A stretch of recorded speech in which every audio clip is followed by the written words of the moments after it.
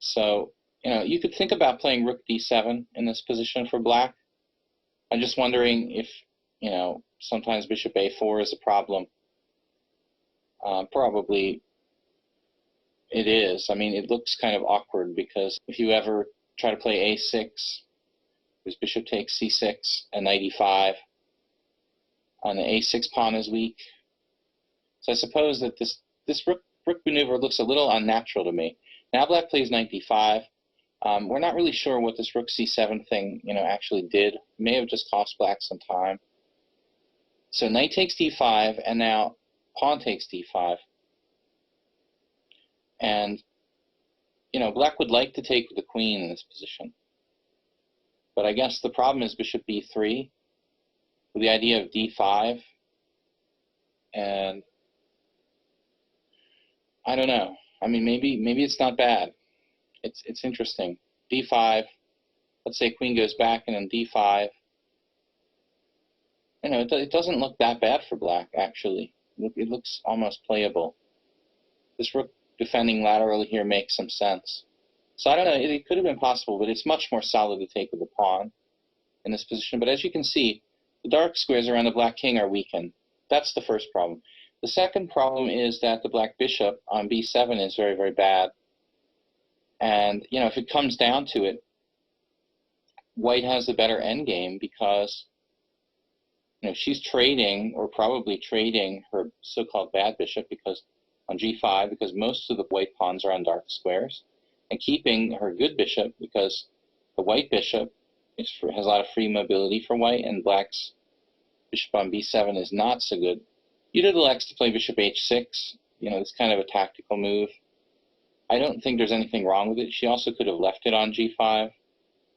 She's looking for this sometimes, bishop a4 type ideas.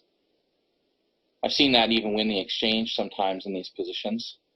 But also she's driving the rook away from f8 and ultimately, away from the protection of f7. And one thing that can happen is this pawn can drop, but black has to be careful, under which circumstances. And right now it's not a problem because white's better developed, and she, is going to capture on e8. And then h5. And so it looks like a storybook position for white. She gets an h4, h5. She weakens the black king side. In the meantime, black's bishop is passive. The rook is kind of weird on c7. Bishop could even pop back to f4 at some point. White can build up some pressure on d5. Sometimes she has bishop a4. So she has a clear upper hand here, but she's not winning yet. And then black plays this move bishop d6, which seems kind of a little bit strange. I would think if you were going to move it, I would, probably think about trying to exchange the bishop on h6, but plays bishop d6 and then bishop g5. And then in this position, I don't know, what can black do? I mean, the rooks are going to get traded. And white's going to take over control of the open file if you trade rooks. So bishop e7, I think that's okay. And then queen e3, which is smart because she's pinning him now along the file. And it's not so much about winning any material, but with this maneuver, Judit gets her queen over to f4, and she can start putting more pressure on the dark squares where black is weakened on the king's side. And without that opportunity, it might have been hard to increase the pressure on black's position. Now rook c8, and now, this tells me right here, I think this whole rook maneuver was, what really cost black a lot of time in this game. He ends up playing rook c8 back, and just to protect the back row. But it cost him too much time. And now Polgar is very active on the king's side, probing the dark squares. And there's even some direct threats against f7 at this point. So I'd say this is a highly successful Panov for white, kind of a dream position. And the other thing is that tactically, there's no tricks because we always take back with a knight on d4 and protect the bishop on c2. So there's no threats on the c line. He exchanges on g5, knight takes g5, and now it looks very ominous. A huge threat on f7. The less obvious threat is this sacrifice on h7, which we'll come to in a minute. Black plays rook takes e1 check, rook takes e1, and it looks like he simplified quite a bit here, but it's not quite enough.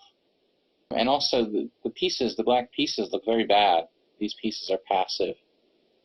So he tries to protect now with queen f8, one of the only moves, really, because there's these sacrificial themes on the king's side which look very dangerous. I mean, if black elected to play like queen d7 instead, let's say, or wherever, I mean, I think that there's a huge problem here with queen h4, first of all.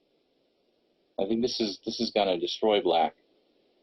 So that's why queen f8 was kind of important, because the queen can creep around to like g7 and support h6 maybe.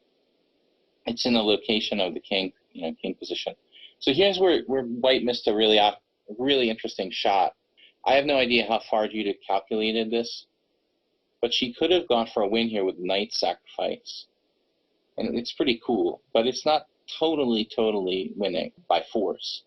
It's very, very weird. After knight takes h7, takes, bishop takes, she sacrifices 2 pieces. It's just too dangerous not to take this bishop. If you don't take it, something like king g7, then there's this move, queen g4, with every kind of nasty discovered threat. And the white rook's very strong on e1, so it's not going to be good. So black has to take, and then rook e6 check. And I looked at this, and my conclusion was that black has to sacrifice his queen. Basically, a couple checks and like rook g6 and then queen g7. So this sort of position would be reached, basically, and probably win another pawn with check, king f8, queen takes d5. And I guess, white is winning here because you have 3 pawns and a queen for rook, bishop, and knight. And king is open, but it's not like easy to win a piece or anything. And I think after rook d8, queen f3 check, white can play d5 or something. But maybe Judit saw this far, she just thought it was a little bit unclear. It wasn't convincing enough for her. So it's interesting. I mean, computer really wants to go for that, but I think that the question is it practically the best decision? Instead, Polgar played this rook e3 move, kind of building on the position rather than cashing in right away. And I like it. I think it's strong. It may be stronger than knight takes h7. Rook e8, and then rook g3. And now the sacrifice threats are huge. So knight e7 looks very passive, but what else can black do to try to shore up the king side? And now rook f3, and that's a huge problem. So she forces further weakening in black's position. This is very fundamental. Now black has to play f5.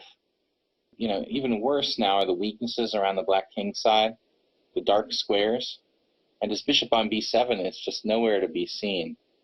It was a spectator, and it's a good lesson in these kind of variations.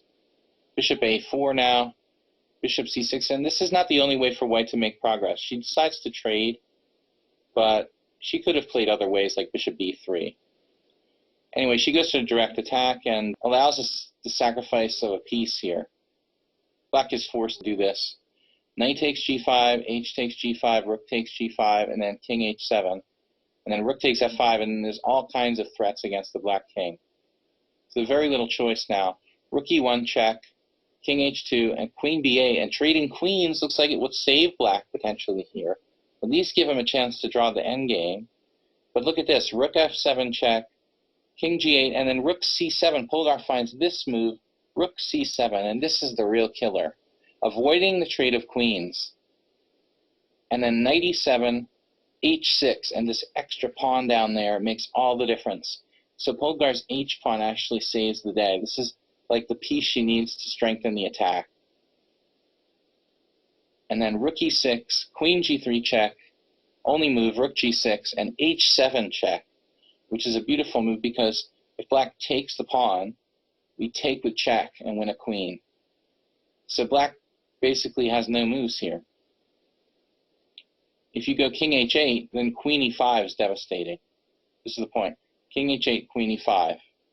And black can resign because I'm just going to take rook takes e7 next. So there's no move in this position. Black has to resign. 40th move, h7 check, decisive. It was a really classic Panov attack for white. Correct strategic play for Polgar and weakening around the dark squares, trading the dark square bishops, weakening the king side, then probing, creating more weaknesses, and really all made possible, in a difficult variation. Rasmussen wasted time in an already difficult variation with the maneuver rook c7, and then, this unconvincing maneuver rook c7, where he didn't have a plan, ended up wasting time having to go back with rook c8, and in the meantime, his bishop on b7 never got to play in the game.